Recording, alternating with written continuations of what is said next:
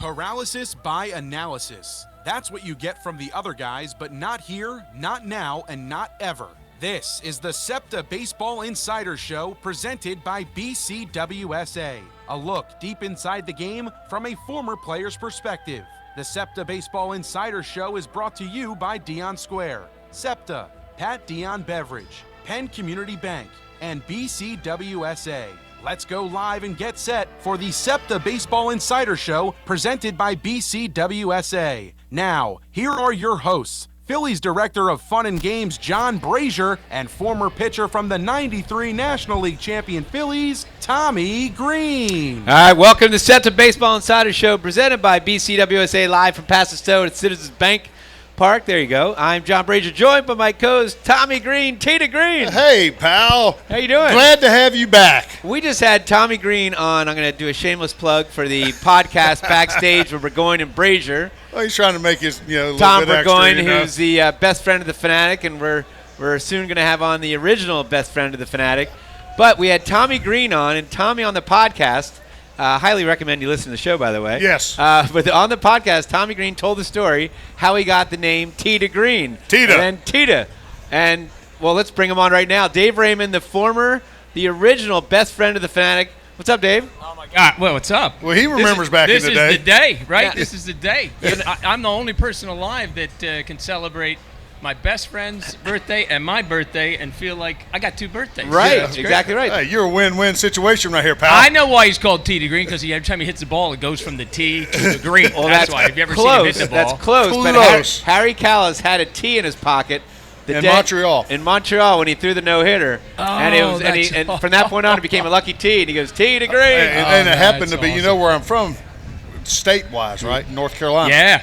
Okay, it happened to be a Carolina blue tee in his Come pocket. on. Yes, it was. Right. It wasn't a Duke blue. Yeah. It was a Carolina blue. Anything that link to Harry the K is good luck. Oh, man. for sure. He was like magic. Yeah, That's what he was. And my one of my best relationships, along with Richie, but Harry used to say when we would do on the barnstorming tours in the bus preseason to promote he would always say, "Here, David, this is my room number. Can you call me up and I want you to start telling me stories right around 10:30 because I need to get some sleep." He would fall asleep in the middle of all my stories. I knew I'd made it when Harry the K was making fun of you. That was great. That is great. All right, so this is going to be the first time, Tommy, the earliest we've ever done this, because it is time now for the Smart Stat of the Week, brought to you by Payroll Service Solutions, our good buddy Dan Maggione, who that we hung out with all last week. We golfed in Atlantic City. Yeah. We went to the Hard Rock Cafe. Yeah. Had a great dinner with Joe Watson and Todd Fedoruk and Mickey Morandini, Dickie Knowles. Yeah. Great Tommy Greene. Yeah. But it's time now for the Smart Stat of the Week, brought to you by Payroll Service Solutions. Call them today at 1-866-PAY-EASY. That's 1-866-PAY-EASY. And the reason why I'm doing it right now, early in the show, with Dave Raymond on the show, because, Dave, I'm going to throw a stat out that I don't know if you know the stat. Did you know that the Phillies are 32-11 on the Phanatic's birthday? Well, I knew it was definitely How about over 500. 32-11. That's getting it done. We used to say in the early time when I was making sure the Phanatic was ready for his birthday, I'd ask him what the score was, and he would shake his head no, and then he would just put up three fingers. I go, "What's it, 3-0?" He goes, finally figured out it was W, win. It was a win. That's the Phanatic's version of W. And All he right. only has 4 fingers, so it's hard to do that. Right. Well, actually, Scott Brandreth, who's our residential critic, and what's he criticizing he for? criticized. Well, That's because he understands what it's like to have flaws. He knows Brazer. Yeah, that's why. Everything. Every time I make a little slightest mistake on the radio show or podcast, I hear about it from Scott. But Scott did give me a stat, not to try to basically ruin the stat on the Phanatic's birthday. But McDonald's took over the opening night. So we always have opening day, and we have a day off. And then the next, assuming it's a night game, we have McDonald's opening night. McDonald's took over 13 years ago. We are 12-1 on the Phanatic on McDonald's opening night. He's not had his Come coffee. on, I haven't had my. This is like Well, he took a week off. He took a week off. Director of fun. You know what that means. Off. He didn't do it Exactly last right. week. He's never working. All He's right, always so doing let's something go fun. over the top 5 Phanatic birthdays, okay? Because, Dave, you were best friends of the Phanatic for a lot of these, for most of these, okay? 2001, you probably don't remember this one, do you? Where 2001, obviously the vet. We were trailing the Giants 2-1, and in the second inning, we sent 14 batters to the plate, highlighted by a bases-clearing double hit deep into left center by Bobby Abreu. You remember that one? It was I'm sure I was watching it. I don't know if I remember it. I'm 67. I have trouble remembering my kids' names, but that's okay. You were all with me today, so I know. You were trying to keep a Phanatic from falling over chairs and stuff. He's dancing on whatever he was doing. All right, number 4, you were also the best friend of the Phanatic in 1990, and the Phillies entered the 7th, trailing the Dodgers 5-3. Randy Reddy singled in one, and Lenny Dykstra drove in the tying run. Then with the bases loaded, do you remember who hit a grand slam? It was his first grand slam of his career.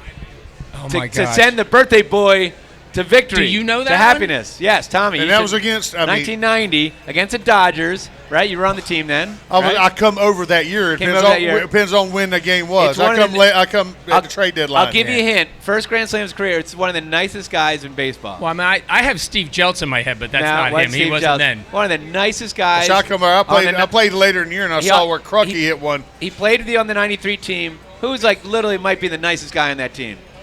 Ricky Jordan. Ricky Jordan hit the grand slam. Oh, my gosh. How about that? Yes. Yeah. Ricky Jordan hit that grand slam. All right, here we go. Number 3. That's unbelievable. One of my favorite players, and I think it was the first Phanatic birthday. It was the first Phanatic birthday, 1979, right? Because the Phanatic arrived from the Galapagos Islands in 1978. Correct. Right? And do you remember who hit a walk-off single to beat the Padres and send the Phanatic home with his first birthday? Second baseman, Wall of Famer. Guys, don't do that. Manny Trio. Manny Trio. I'm getting all kinds of nonverbal cues from John. Yeah. Thank you, John. All I right. appreciate it. Oh, he had a cannon. Manny. Yeah, well, that was he was one of the fun ones to imitate. Yeah. Phanatic had that great way of the super cool, he just flips it over with one little flip of his wrist or his forearm and boop. Whoop. All right, 1991, which is the year that Tommy threw the no-hitter on the Phanatic's birthday, right? The 20th year of the vet, right? Yep. So it had to be a big Phanatic birthday. Do you know who pulled off the stadium's first ever triple play? It went to I won't quiz you. Randy Reddy, right? Tony Gwynn lined the ball to Randy Reddy, caught the ball. Runners were already stealing. Stepped on second for the force. Could have tagged the other guy out for the second unassisted triple play, but he wanted Mickey Morandini to live in his glory to have the only unassisted triple play. And Randy Reddy got the triple play. And then Mickey didn't do his to win. Right. Until afterwards. It was later. But the whole theme of today's Phanatic's birthday is the future. And I was at both of those. He saw the future. I saw both of those. Didn't want to ruin the future of Mickey Morandini. All right, and then obviously 6 degrees of separation with Mickey Morandini. Now you're off the hook, Dave, because you weren't the best friend of the Phanatic this year. Thank goodness. But in 2003, I've been no help up to now. But in 2003, we're going to have the 20th anniversary on next Thursday. Kevin Millwood's no-hitter. How about that? On the Phanatic's birthday. Tell him I said hello if you see him. He'll be thrown at the first pitch. That one, awesome. I do remember that one. I played with him a little bit with Atlanta, and then we traded over, or whatever. So again, the record, it's 32-11 on the Phanatic's birthday. Unbelievable. And that was your Philly Smart Stat of the Week. Once again, brought to you by Payroll Service Solutions. Call them today at 1-866-PAY-EASY for the smart choice in payroll services.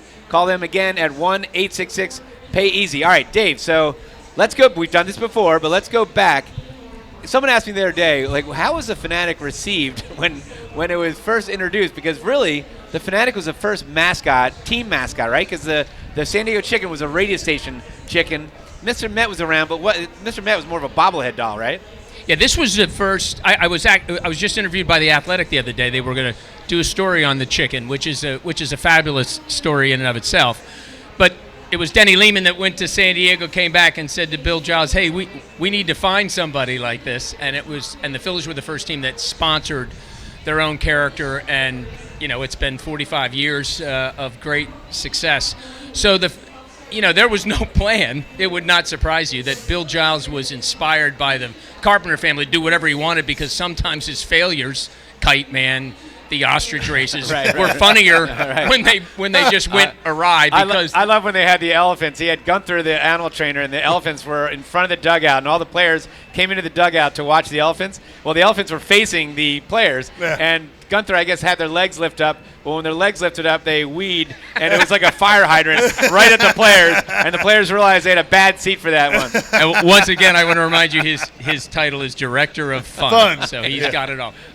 So there was no plan, and it was Bill Giles who said we have to make sure that you have fun, so the Phanatic will have fun.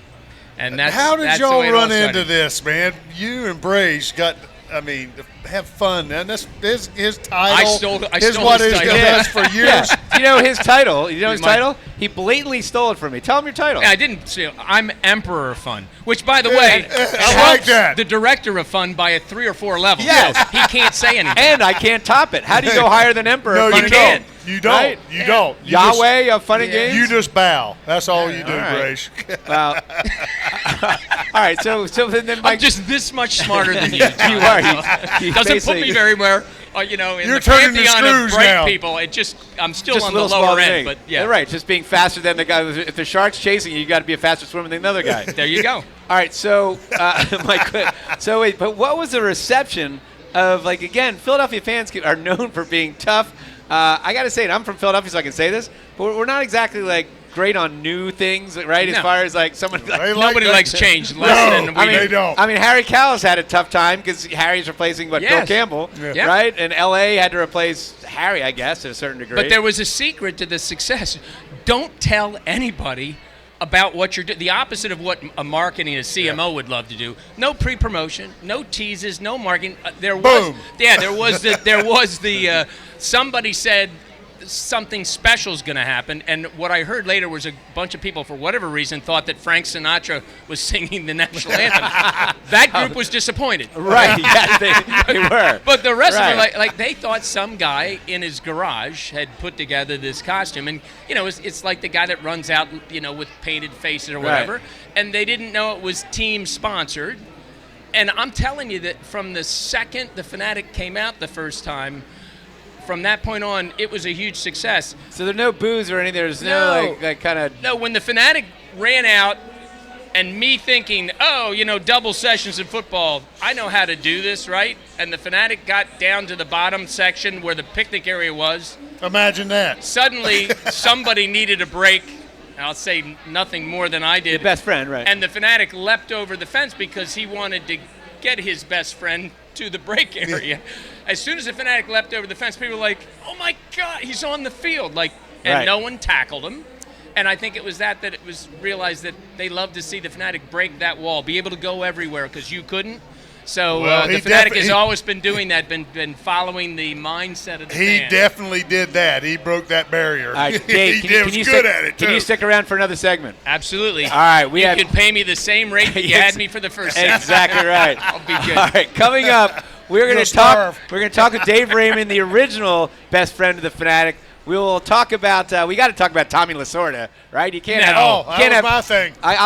If you talk about Tommy Lasorda, I promise I won't make you say the Jane Fonda story. All right, good. Thank you. All right, so that's the deal. It might sound funny that I'd rather talk about Tommy Lasorda than Jane Fonda, but if you knew the story, you'd understand. We are also going to. And actually, here's your payment. We have Jason Firestone from Aramark, and your payment's going to be in food because Jason's bringing some food.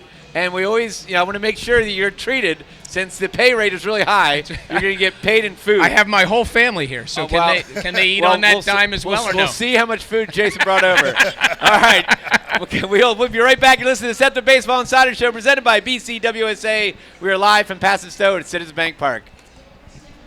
BCWSA customers, former Phillies pitcher Tommy Greene here. I played on the 1993 National League champs, so I know a thing or two about what it's like playing on a winning team.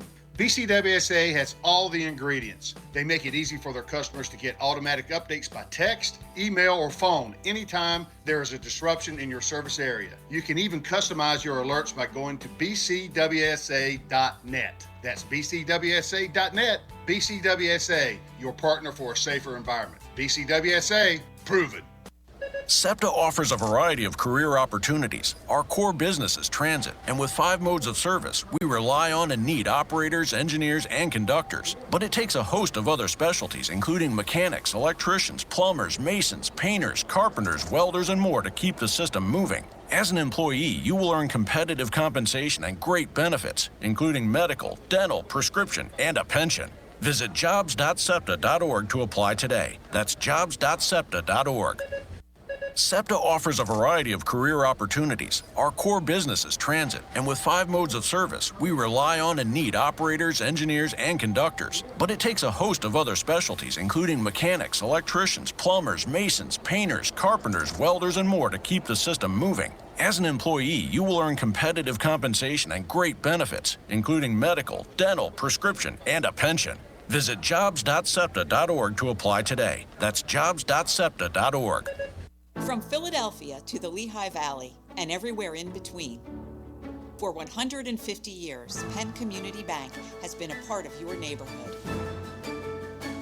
Helping businesses start, supporting families as they grow, and staying connected to the people and places that make this region special. It's who we are and where we're from. Penn Community Bank.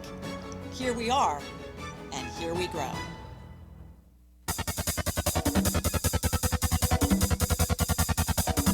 We now return to the Septa Baseball Insider Show presented by BCWSA. Once again, here are your hosts, Phillies Director of Fun and Games John Brazer and former pitcher from the '93 National League champion Phillies, Tommy Greene. All right, we are back. The Septa Baseball Insider Show presented by BCWSA. We are live from Pass and Stowe at Citizens Bank Park. I'm John Brazer, joined by my co-host Tommy Greene. We got the original best friend of the Phanatic, Dave Raymond, and right now our favorite guest every week when we're here. Yes, he is Jason Firestone from Aramark. And Jason, right now Dave Raymond is getting his pay in food.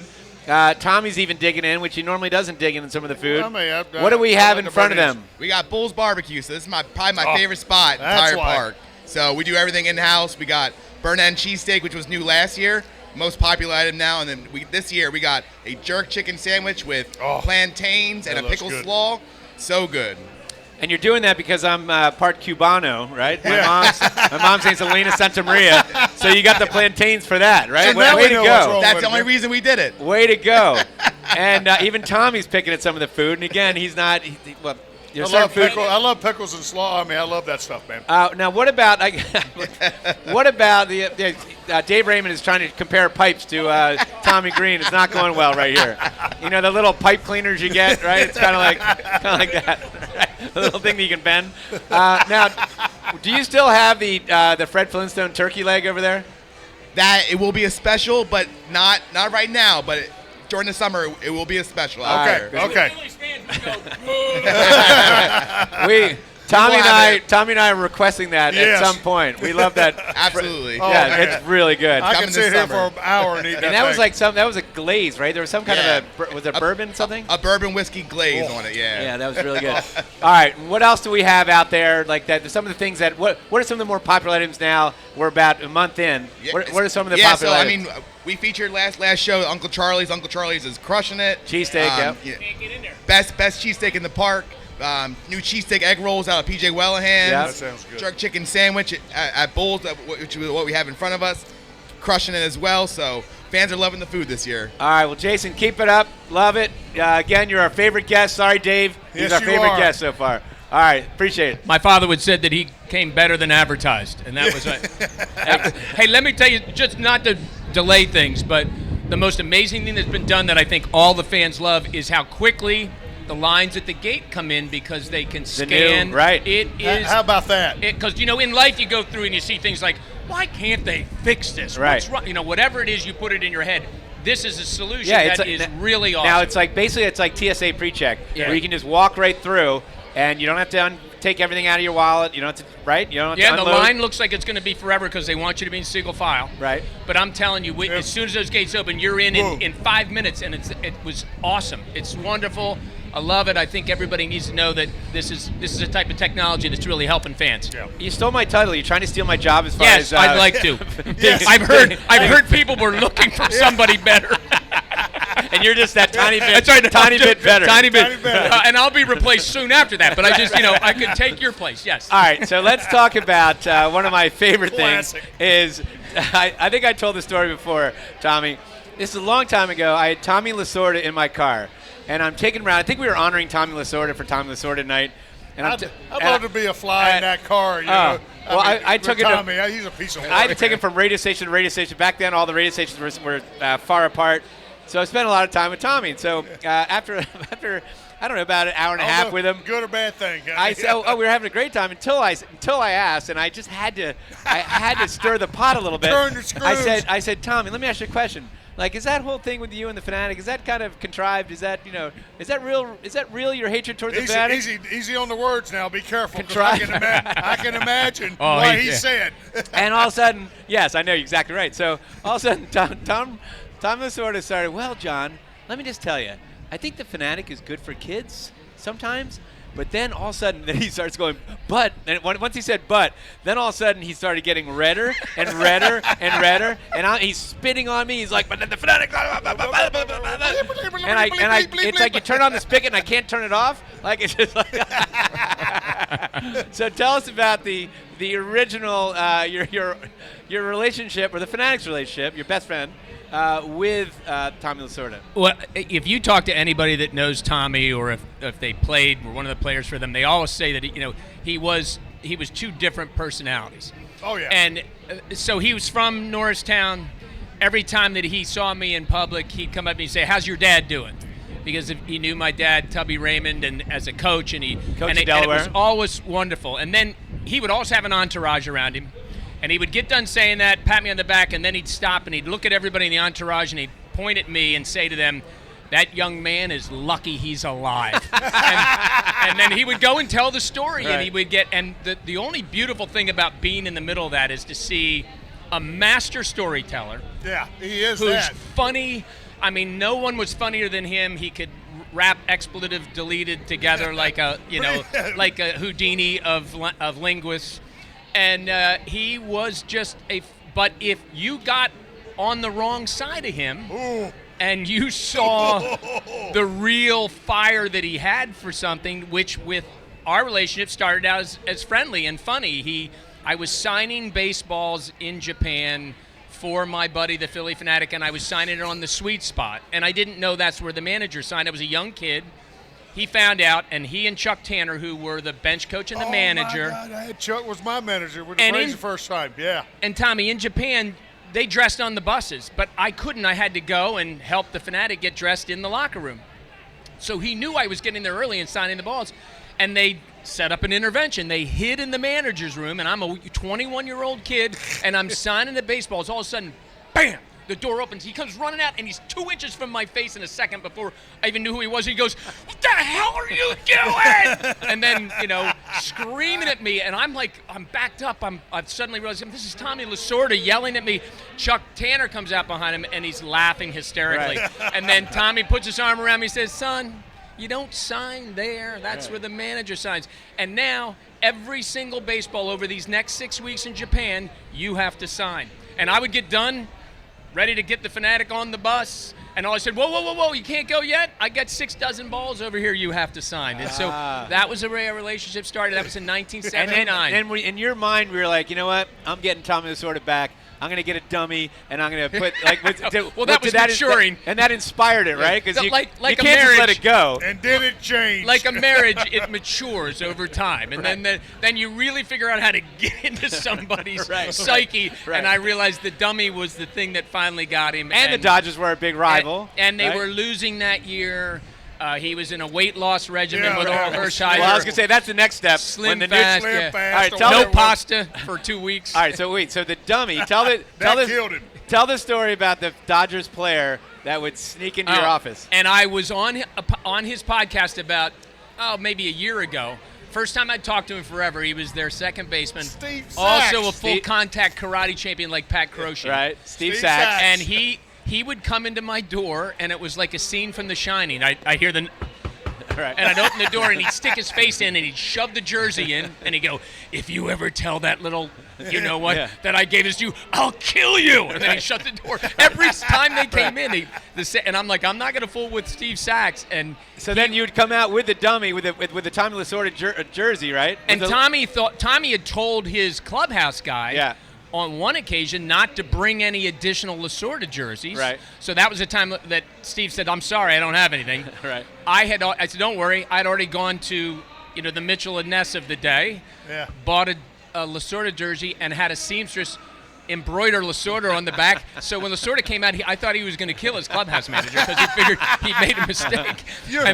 And it blew up. And as Johnny Marks has said on Odyssey Radio, so Tommy was okay with it until he wasn't. That's an easy way to tell a 20-minute story in 5 seconds. Yes. Right. Okay. So then the Nutrisystem. Now the manager would always go out and give the lineup card to the umpires for the game. Right, and then what would the Phanatic do? Well, he would get a little, because the Phanatic was good at getting under somebody's skin that he needed to. He got a can of powdered Slim Fast that you would mix in milk, and he would do a little trail from where the manager would stand of the powder all the way to behind his four-wheeler. And then when Tommy would come out, the Phanatic would pop up from behind the four-wheeler with a bat. Like, he's got, all right, come out. Like, and Lasorda he would stand there with his arms folded and look at the Phanatic like, I'm going to eat you alive. And then he no longer would do the lineup card. He would send another coach. Oh, yeah. He found ways of getting out of there. Yeah, he stayed in the dugout, but still, But you watch the video. Yeah, the Phanatic was the best. 2 million people, that watch that video of Tommy losing it. The thing that's beautiful about the video, it's the Dodgers broadcast team doing the play-by-play, and they come back from a break and they start showing. They go, "That's the fastest Tommy's moved in a decade." It was just, it's beautiful. If you haven't seen it, go search Lasorda versus the Phanatic. You'll have fun. All right, what other opposing players did the Phanatic have the most fun with back in your day? Dave Parker and really all of the Pirates were wonderful. Manny Sanguillen was the first player that actually responded to the Phanatic when they were warming up, and it got a lot of good response. So the Phanatic decided, hey, I can make friends with the opposing team and distract them so they might not play well that day. But Parker would go to the Phanatic, look, I love playing around with you, but I just want you to know every time we work together, I'm going to end up smacking you or kicking you or knocking you over because I don't want these blah-de-blah fans to think I'm a nice guy. Right. So Parker would come out, the Phanatic would run out next to him, he'd make fun of Parker, and Parker would not laugh, he wouldn't smile, and when the Phanatic turned around, he'd smack him over the head and knock him down, go back to the dugout, sit behind the dugout when the fans couldn't see him, look out at the Phanatic and give the thumbs up like, was that good? Did I do well? Right. And the Phanatic would give him the okay sign, and Dave Parker would be happy. How about some of the Cobra? How about some of the death-defying daredevil things the Phanatic would do? Were you like on that was every game, walking on the seats. Well, it was unbelievable. Climbing the vet, climbing like that. Oh, yeah, we stayed up in the Phanatic camped out for 3 days to watch the Phillies opening day against the Mets because he figured if he wasn't too bright. Right. He's got a little bit brighter. But when we were up there, we're looking. He's thinking he's going to be able to see Shea Stadium from there and see the opening. And no one told him it was going to be difficult. But the Phanatic was up there and actually threw the first pitch from that perch up on the scaffolding, which was a lot of fun for 3 days. What was the scariest thing that the Phanatic's ever done? The motorcycle of death, John. I think you did that? Oh, yeah. Y'all did that? That was, well, what happened was that... Hey, wait, hold on. It's shocking that the motorcycle of death would be the scariest thing you did. Well, just so you know, all of the circus acts ends in death. It's the wheel of death. Right. It's the motorcycle of death. It's the casket of death. That's a double entendre. Right. Doubling up on the death. But this one was the Phanatic was going to become an honorary Ninja Turtle. Okay. And the real Ninja Turtles came in to give him this honorary Ninja Turtle shell. But just before they were going to give it to him, they decided, wait a second, you can't just become an honorary Ninja Turtle. Right. You got to prove how brave you are. And they said, we want you on the motorcycle of death. The Phanatic started running away. I can't remember who the player was, came in and grabbed him, and then the players dragged the Phanatic, put him up on top of the dugout, the Phillies dugout, where a guy is on a wire with a motorcycle that just have hubcaps that wrap around the wire, and that drives all the way up to the 700 level. Then you come down backwards, and the Phanatic was sitting on a trapeze bar underneath the motorcycle of death. Oh, my God. Who's the genius that did that? Came up with this My one? father was actually at the game that day. He knew somebody had good seats that were right behind the Phillies dugout, and he said, don't let me ever see you see you do something so stupid. Right. Your mother will never forgive you if something happens to you. So that was when I realized the motorcycle of death was not approved by my parents. Was the Phanatic ever tempted to imitate the Great Walinda and walk across a tight wire across the stadium? We got to have Richard Dietz here to tell that story, and Paul Callahan, the story about Kite Man. Those were two young men that were, well, Wendell wasn't so young, but There was usually a little shot of vodka with those daredevils before they get started. It'd have to be a whole lot of of shots. And on the Great Wallenda, literally, he stopped. The Great Wallenda stopped when he was 15 feet away.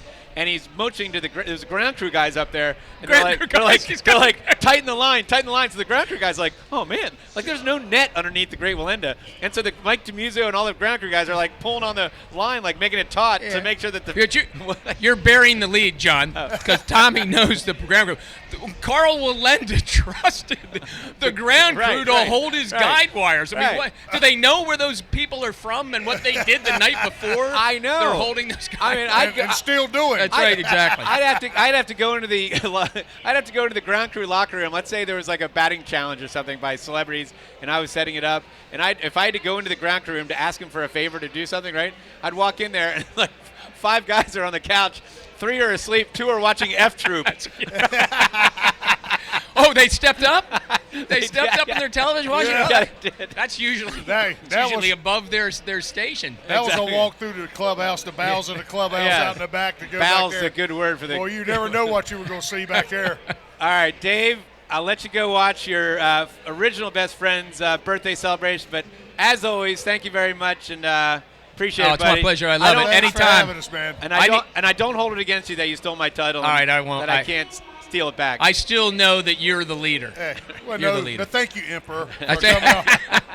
I love it. I'm going to go finish my burn-end cheesesteak. This is amazing. All right, that is Dave Raymond. All right, coming up, we have a man who's very important in Philadelphia these days, Philadelphia sports, Matt Cord, because he will be doing the PA announcing for the Sixers next round, probably against the Celtics, but I guess things could change. But we're going to have Matt Cord on. You're listening to the Septa Baseball Insiders Show presented by BCWSA. We're live from Paso Stowe at Citizens Bank Park. This is Tommy Greene from the 1993 National League champion Phillies. And here's the pitch. BCWSA water and sewer customers, you have a new and improved option to pay your bill that's convenient, reliable, and secure. Powered by Invoice Cloud, you can pay your bill 24/7 online, pay by text or phone, or sign up for AutoPay to avoid fees for late or missed payments. Visit bcwsa.net to sign up or for more info. That's bcwsa.net. BCWSA, proven. Septa offers a variety of career opportunities. Our core business is transit, and with 5 modes of service, we rely on and need operators, engineers, and conductors. But it takes a host of other specialties, including mechanics, electricians, plumbers, masons, painters, carpenters, welders, and more to keep the system moving. As an employee, you will earn competitive compensation and great benefits, including medical, dental, prescription, and a pension. Visit jobs.septa.org to apply today. That's jobs.septa.org. Septa offers a variety of career opportunities. Our core business is transit, and with 5 modes of service, we rely on and need operators, engineers, and conductors. But it takes a host of other specialties, including mechanics, electricians, plumbers, masons, painters, carpenters, welders, and more to keep the system moving. As an employee, you will earn competitive compensation and great benefits, including medical, dental, prescription, and a pension. Visit jobs.septa.org to apply today. That's jobs.septa.org. At Penn Community Bank, we're your financial partner for all of life's moments. Our checking accounts are designed with you in mind, providing convenient access and 5-star mobile and online banking services to help you achieve your goals. Right now, you can earn a $350 cash bonus for opening a qualifying new checking account with direct deposits in the first 60 days. Visit PennCommunityBank.com/cash bonus to learn more. Penn Community Bank, here we grow. Offer terms and conditions apply. Limited time offers subject to change. As for full details, member FDIC.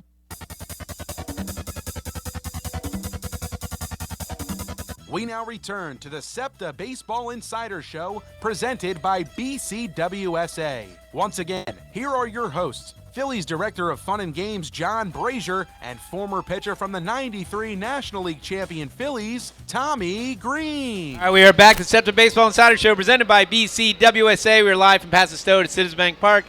I'm John Brazer, joined by Tommy Greene. We just had Dave Raymond, the original best friend of the Phanatic, and now we're going from a mascot to a PA announcer, one of the legendary PA announcers in the city, Matt Cord of the 76ers. What's up, Matt?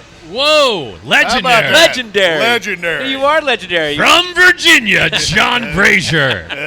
Not Mark The one and only Tommy Greene. So, Tommy, Matt did the PA announcing probably about 4 years ago for my daughter's swim meet. And it was funny.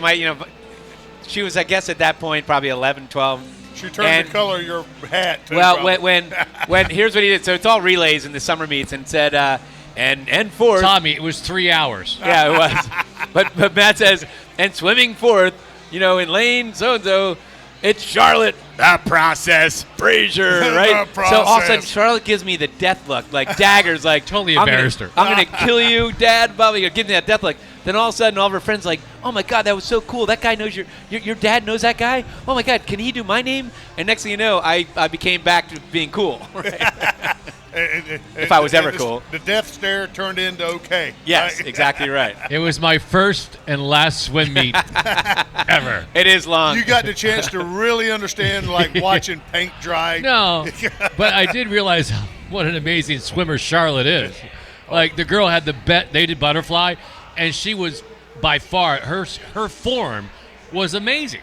And her flip turns and, like, she's good. Thanks, Matt. Like, I knew she swam a lot, but I was like, and she's smaller than most of the competition. She is, yeah, she's getting a little bigger.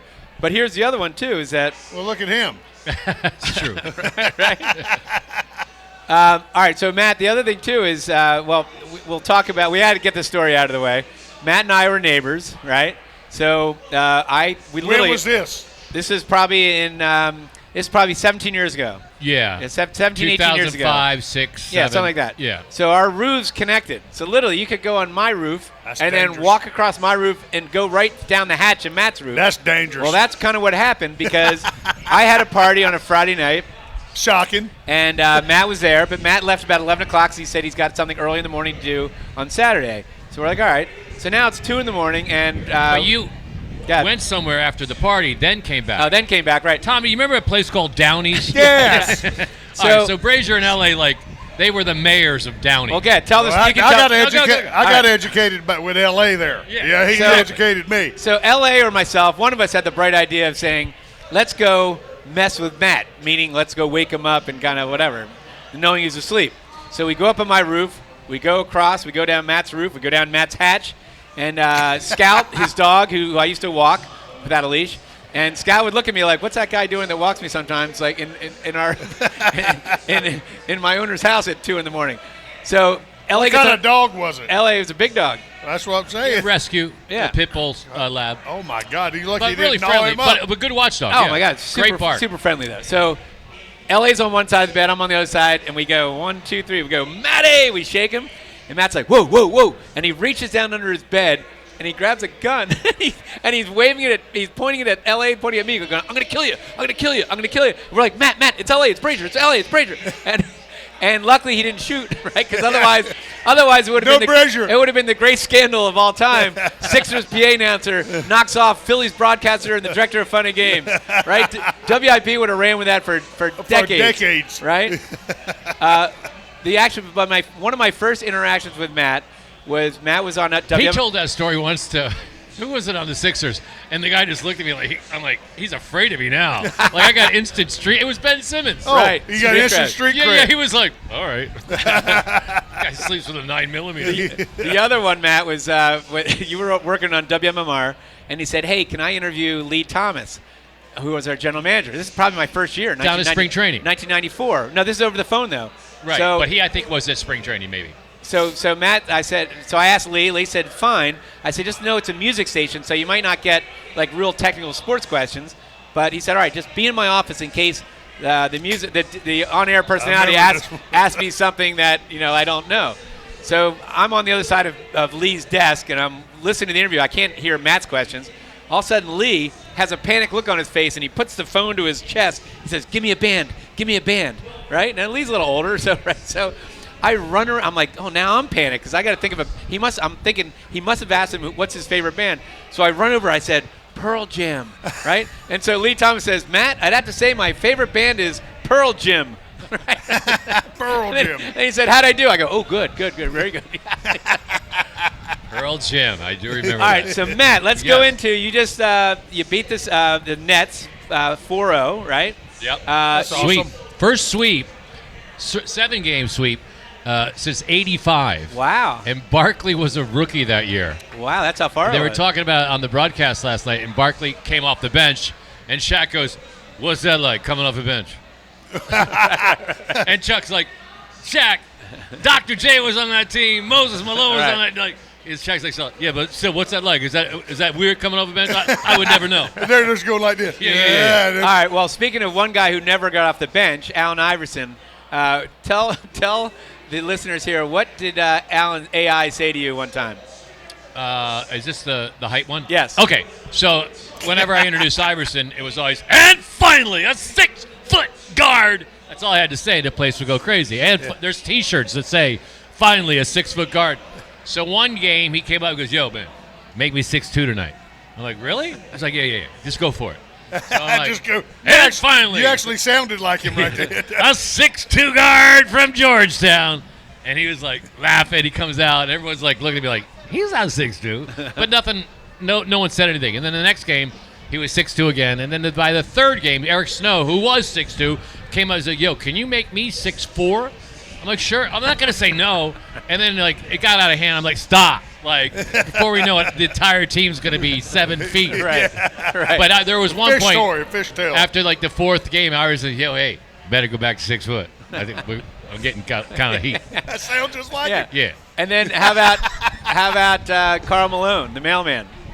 Karl Malone's story.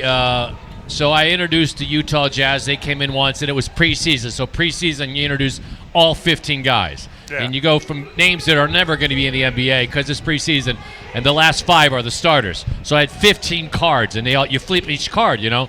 Then you get to the starters, you know, like Greg Ostertag and John Stockton. And when I flipped one of the starters' card, it stuck with Malone. And I never got to introduce Malone that game, and I knew it.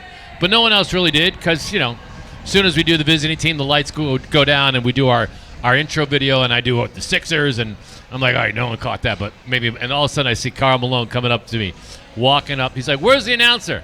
I'm like, "Over here." He's like, "Let me introduce myself to you. 15-time NBA All-Star, 2-time MVP, a 6'8" power forward from." I'm like, I know I missed your name. Your card stuck. And I said, "I got these staples on these cards, and sometimes the staple brings the next card." He's like, "A staple? That's the problem here? A staple?" And he was mad. He just walked away, shook his head. He's a big man, You should have said you're so good you didn't need an introduction. So the next year we did play them in preseason, and I'm not messing this up. And I said his name, and he didn't do anything. And all of a sudden he looked at me and goes, "I knew you had it in you. I knew you could say my name." That's awesome. classic. And then one of the videos that you shared with me was Steph Curry, obviously one of the greatest players in the game. He was watching you do because when you do the pregame and you're doing the announcing, you're not just sitting in a chair and just doing No. it. You're kind of emoting. You're all over the place, right? You're looking. I used to have a stationary mic, you know, where it was in a stand and you hit the button to talk. And I said to our audio guy, Lou Diva, I'm like, "Can I get a wireless or just a mic with a wire?" You know, kind of like Roger Daltrey. And as soon as I got that, I could just, as I'm doing now, you can move around. I stand up. I look back when I say the process to somebody. So Steph was there watching the entire starting 5, and when it was over, he looked at me and just gave me a high five. He was like, "That got me fired up." But he was right next to you, and like on the bench, looking right down at Matt. Just Right. like totally intrigued. It went viral, Tommy. Yeah, and awesome. I'm like, dang, I wish I had a video of that. And I turn around and like, oh right, anything Steph does, everyone has it on Oh, tape. yes. I had like 5 guys. I got it. You want it? You want it? Yeah. all right. And the so best was Andre Iguodala was on the team at the time, and he watched it. He tweeted out, he goes, "Game, recognizing game." there you go. I was like, that is so cool. Yeah, talk about street cred, right? Yeah. All right, let's talk about these next series. So, most likely, although the Celtics are up 2-1 on the Hawks, right? Be great if the Hawks win today and even that series. That would be to awesome. prolong that series, you know, get them playing at least until like Friday. Now, the question everyone's asking is obviously Embiid. Do you know anything other than I know nothing. He'll be questionable. But the good news is they're going to have a rest because that first game probably won't be until. Yeah, and last year we didn't have the Paul Reed that we have this year. You know, he's a great backup for Joel. Yeah. It's the best backup I've ever seen since Joel's been in the league. Yep. You know, and Tobias has really stepped it up. Maxie stepped it up. Melton. That's what it takes. You got to win. It takes a team, not a guy. It takes everybody. All right, now you're here, Matt, because obviously you're a Phillies fan, huge Phillies fan. Yeah, look at my shirt. I know, brotherly How love. about You got that? the Phanatic and Jason Kelsey. I love that. Now it's Phanatic's birthday, but it's also Down Syndrome Awareness Day. They will be coming in any minute. When I told my niece Lily, who has Down syndrome, I'm going on with Brazer. Oh, good, I'll come on too. Like, she's not shy at all. Right. She'll come on and tell jokes or do an intro. I had her introduce Allen Iverson once in front of Tobias Harris. Is that right? Yeah, he loved it. He's like, wow, she's really good. Now, your niece and nephew have also been on the dugout in the past, right? They were dancing on the dugout, Down syndrome, I think it was a night, maybe about 5 or 6 years ago. And I was really worried, Tommy, because they're hard to get at, like, stop. Like, they're going to keep dancing. Like, Lily, ongoing. She loves the Phillies so much, she will never leave a Phillies game until it's over, no matter what the score. Right. Well, that's a fan. Yeah, but then we got hip to the fact, like, when they started doing the 7th inning stretch, we kind of told her, like, oh, yeah, everyone's leaving now. And then it worked maybe for, like, 2 games. And she's like, no, that's the 7th inning stretch. I got you. All right, so a story that you probably don't like, Matt, but I got to bring it up is I always, for the first pitch, Tommy, as you know, when there's celebrities, I always give them the tips saying, you know, you want a high release point. Don't throw too hard. We're not throwing out the first pitch. Yeah, right? Don't do it from the mound. Do it in front of the mound, but do a nice, easy, high release point. If you go too high, you get a ooh. You go too low, you get a boo. But do a nice, easy this. So I give Matt's going to throw out the first pitch in spring training. This is probably, I don't know, again, like 15 years ago. Yeah, but you know what? You didn't give me much. I never got a chance to warm up. You did not. You're like, oh, so-and-so canceled that. We need you to do it. You'll be fine. You got a better chance than I do. I'm bad, man. Is his John Brazer impression better than his Allen Iverson impression? Scale of 1 to 10. 1 being the highest and 10 being the lowest. Your funniest moment on. So anyway, John. Yes, you're gonna do it real quickly. Yeah. So you're gonna throw out the first pitch. He's honored, right? He's ready to go. Spring training, and all of a sudden he got my instructions. We are on the field, right next to the Phillies dugout, ready to go. And Chase Utley comes by, and Chase knows Matt very well, and we've hung out with Chase many times. And Chase says, Matt, what are you doing here? And Matt said, I'm just about to throw out the first pitch. You got any tips for me? He goes, yeah, throw it as hard as you blanking can, right? Yeah, he goes, you don't want to look like a blank. Yeah. So all your might. Going. That's so Chase, too. Tommy, sitting there, I'm like, do I listen to Brazer or do I listen to one of the greatest second basemen in Phillies everything history? opposite of what I said, right? It's everything opposite I said. He's basically saying just throw gas, right? So what does he do, Matt? What happened? I threw it as hard as I could. Where'd it go? It hit the dirt like 10 feet before the plate. And then what happened? Boo. Straight spikage. Boo. It was horrible. Hey, welcome to our neighborhood. Now you're one of us. Yeah. You've had the booze. Yeah. So. And thank God it was a spring training. It wasn't like a big game, like a sellout here. Could you imagine that? I just saw Travis Kelce's pitch the other day. Right. And it was horrible. Right, right. He spiked it too. Yeah. Right? Yeah. Well, yeah. And that's what. See, think about me. If I had to do it, I couldn't throw it like that. Like you throw it hard. No. Mine won't do it no more. So I have to throw. I throw knuckleballs. Okay. So I kind of push it a little bit more, so it doesn't hurt as bad. Well, what would your advice, Tommy, be to somebody like me? What Brazer gave me, just. Yeah. Yeah. Yeah. I mean, just try to be as natural as you can be. I mean, don't try to overdo. That's it. Well, the good news that it's spring training too, that it didn't go viral, right? No, this is before everyone had a. Yeah, that's right. That's way back. Yeah, probably pre-cell phone, and it wasn't up here. Yeah. You wouldn't be down there with 50 Cent and Baba Booey and and Mariah Carey and all the other Carl Lewis. I will say Nick Sirianni's first pitch opening day was really good. Very good. Doug Peterson threw a great first pitch. Yeah. George Bush. Remember George Bush's first pitch? No. Yeah, it was right after 9/11. Yeah, threw a seed. Yeah. So there's you remember you hardly remember the really good first pitches, but you totally remember the really bad. Oh yeah. I mean, 50 Cent. Are you in the Wall of Fame? Yeah. No, that was just with us. That's more of a story with us. Nobody remembers that. So, all right, Matt, your prediction for the Sixers? Well, I would like us to win it all. My lovely girlfriend and I have a trip planned in June for Naples, Florida, and it would be during the finals. Oh, you're doing what we did. But we were supposed to play golf at at Oakmont. Oakmont. But only if the Phillies did not make the NLCS. Yes. And the Phillies made the NLCS, and we didn't get Oakmont. And we didn't get Oakmont, but we were happy. Well, she says she's still going to go on the trip by herself. Right. Atta-way, girl. I like that. It's a win-win for me. Yeah. We got to get by Boston. Yeah. That's the big thing. If you get by Boston, we could win the entire thing. But the West doesn't scare me like they used to. You always had those teams in the West, and Milwaukee doesn't scare me anymore. But you got to get by Boston. Well, the big thing is getting your big boy back healthy. Yep. Having that under control a little bit. Yeah. I think he'll play. All right, Matt. Well, I appreciate you coming Thanks on. for Matt having me. Cords, Tommy, good to see PA you, brother. announcer Good to of see you, the 76ers. And coming up, Tom, we'll talk a little baseball. We'll get you set up for today's game. You're listening to Septa Baseball Insider Show presented by BCWSA. We are live from Pass Stowe at Citizens Bank Park. Oh, there they are. BCWSA customers, former Phillies pitcher Tommy Greene here. I played on the 1993 National League champs, so I know a thing or two about what it's like playing on a winning team. BCWSA has all the ingredients. They make it easy for their customers to get automatic updates by text, email, or phone anytime there is a disruption in your service area. You can even customize your alerts by going to bcwsa.net. That's bcwsa.net. BCWSA, your partner for a safer environment. BCWSA, proven. Septa offers a variety of career opportunities. Our core business is transit, and with 5 modes of service, we rely on and need operators, engineers, and conductors. But it takes a host of other specialties, including mechanics, electricians, plumbers, masons, painters, carpenters, welders, and more to keep the system moving. As an employee, you will earn competitive compensation and great benefits, including medical, dental, prescription, and a pension. Visit jobs.septa.org to apply today. That's jobs.septa.org.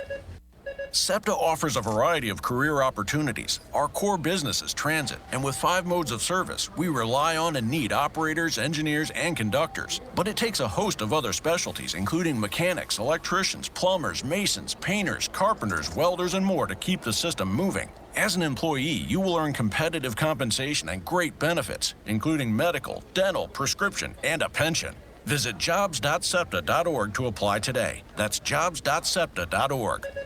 From Philadelphia to the Lehigh Valley and everywhere in between, for 150 years, Penn Community Bank has been a part of your neighborhood. Helping businesses start, supporting families as they grow, and staying connected to the people and places that make this region special. It's who we are and where we're from. Penn Community Bank. Here we are, and here we grow.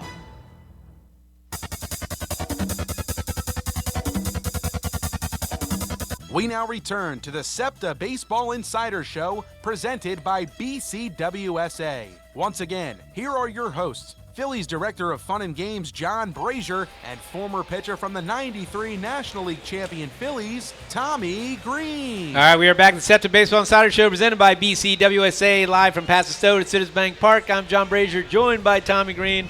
Tommy, what a great show we've had. We've had Dave Raymond, Matt Cord, 2 of my favorite people. Awesome show, man. Just to let you know, too, you can watch the show at WBCBsports.com. You can search WBCB Sports on YouTube. And obviously on the radio, if you're listening on the radio, 1490 WBCB and 107.3 FM, your station in Bucks, Burlington, and Mercer County. All right, so Tommy, we've had a week that, I'm going to go by Sunday.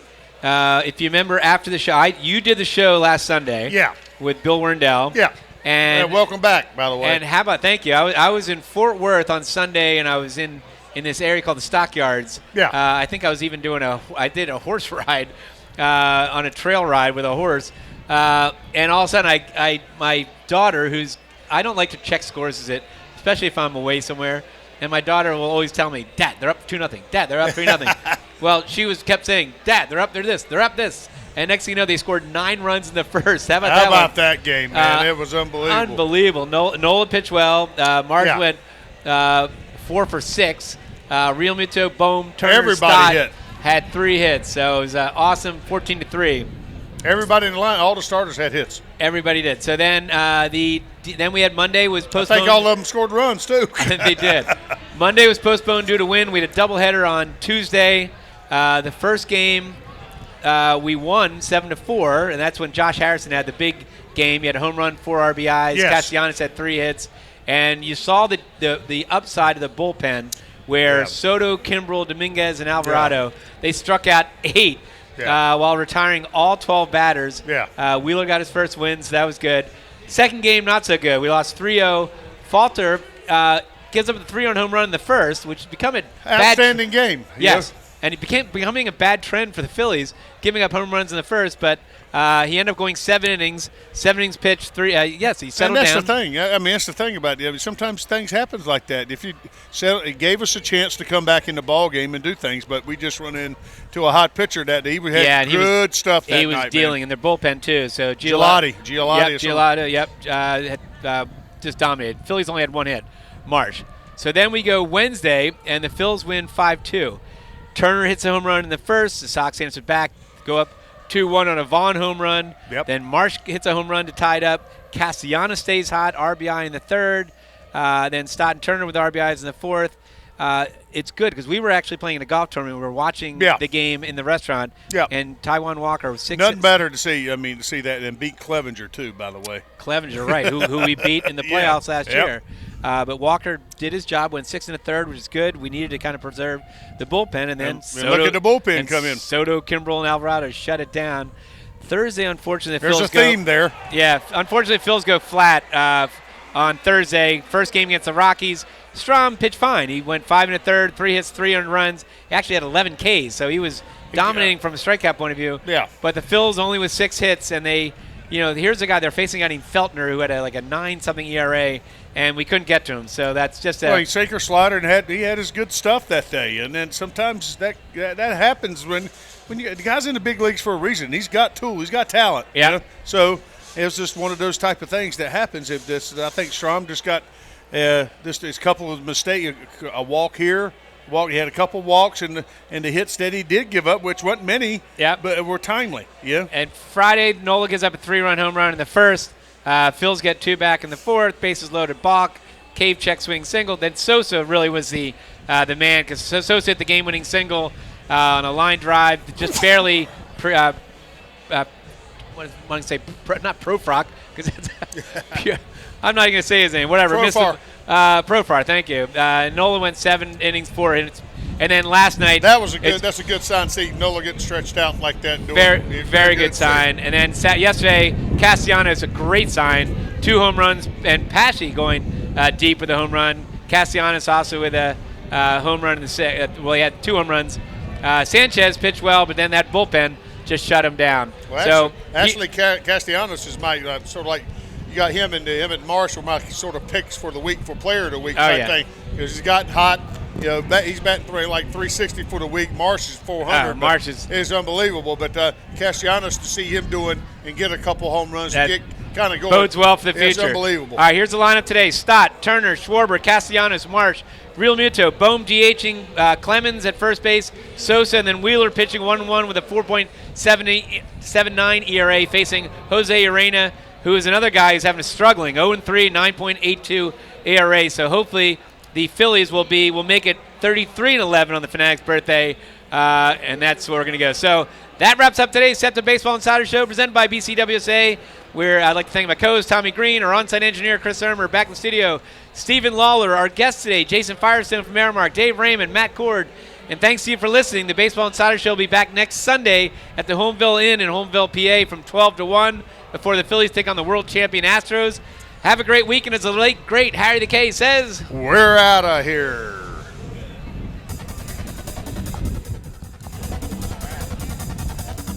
You've been listening to the Septa Baseball Insider Show presented by Lactico. Tonight's show is an exclusive presentation of 1490 AM, heard throughout the world at WBCB1490.com.